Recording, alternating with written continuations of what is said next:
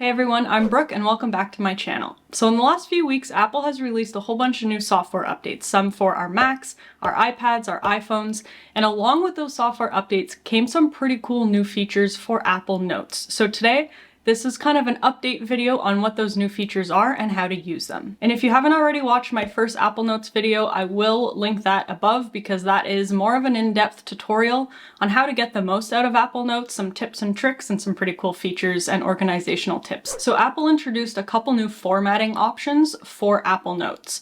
The first is a block quote option. And so this is really if you want to call something out in your notes, if you want to quote someone, maybe your professor said something really important and you want to add some emphasis to that quote and call it out. So basically what it would do, it visibly or visually offsets the text and uses like this quote bar on the left so that you know it definitely is a quote and it's intentional that it looks a little bit different from your standard text. The next formatting option is what they're now calling mono-styled text. And this is a little bit tricky because Apple Notes technically did already have a mono-spaced style of formatting, which was basically just the inset text. So the reason they've kind of revamped it in this new update is now they've added a distinct background. So they've really added a grayed out background to this new mono-styled text to make it stand out even more.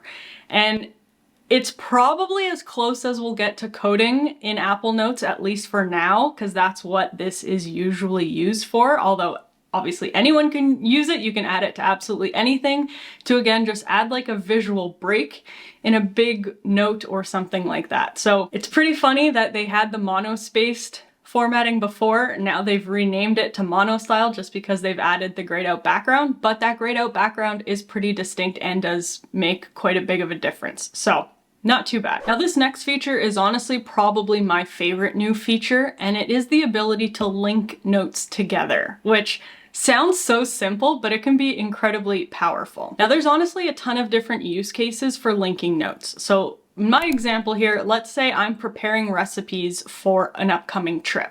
Well, these recipes, maybe I've already written them in the past because I'm using them at home all the time, and I have them in the recipes in individual notes. But for this trip, I'm planning my menu, and instead of having to copy paste all of the different recipes into one master list or create this master list somewhere else, now I can link to those existing recipes I've already written.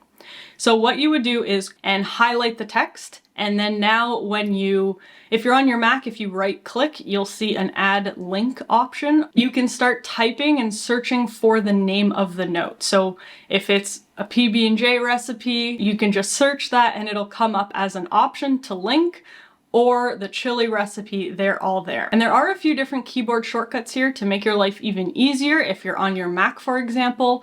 So you can just highlight the word and Command K to bring up the linking menu. Or what I'm trying to get in the habit of and remember to do is when I'm actually typing out the word, if I just do two less than symbols next to each other, it'll bring up the linking menu also. So this is honestly pretty great if you are meal planning, like in the example, or even if you're creating like a staff directory or an employee handbook with like an index or chapter index, something like that, and you want to link out like contacts or payroll schedule, human resources policies, those sorts of things. So honestly, it's a pretty cool new feature. PDFs in Apple Notes got a pretty big update that are making them a lot more functional and usable, in my opinion. So first of all, when you add a PDF now into your Apple Note, you're gonna see the entire PDF at the top. It makes it a little bit easier. You don't have to endlessly scroll or anything like that. Now you can use the little thumbnail, which you can press the little button in the top right to activate if it's hidden, and kind of slide through all of the different pages in this PDF to skip around within the document, which is so much easier. So now you can interact with these PDFs even more within the note itself.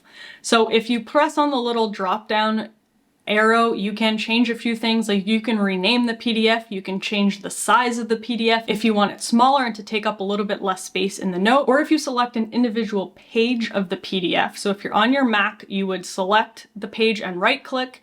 If you're on your phone or your iPad, you'll select the page and see 3 dots. When you press that, you'll see some new options. You can rotate the page if need be. You can insert a blank page. You can add and scan a new page and to insert it within this existing PDF.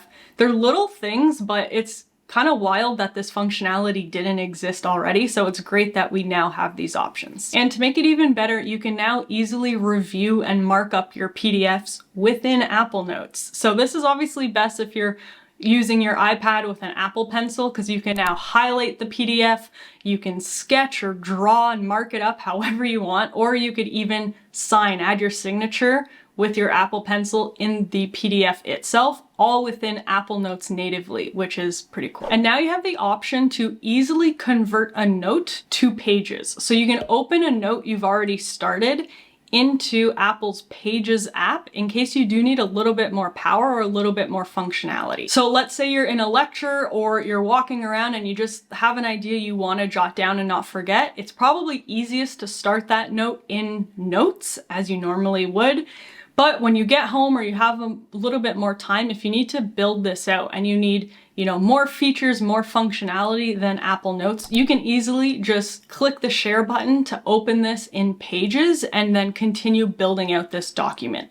And Pages, obviously, it's a word processor. There is a lot more functionality than Notes. There's more formatting options. You can even do things like record a note. You can, add images, resize them. There's just a lot more options in Pages. So if you do need something a little bit more robust than Apple Notes, it is an easier transition now to go from Apple Notes to Pages. Obviously, it's not perfect. Like, I would prefer to have all of these features natively in Apple Notes, obviously, but that's probably wishful thinking, or even to give more options for opening these notes. Like, I would love to be able to open a note in Notion, and that's more my workflow. To just convert it into a Notion page would be incredible, but Apple doesn't own Notion, so that probably won't happen, at least no time soon. So it's not perfect, but if you do need some added functionality, it is a great option to open a note in Pages. If you did get value out of today's video, please go ahead and give it a thumbs up. Leave me a comment. What are your thoughts on these new features? I know it's, they're never perfect. It's never going to be exactly what we want, but I do think these are some pretty solid new options. And if you're not already subscribed, please subscribe to the channel for more videos.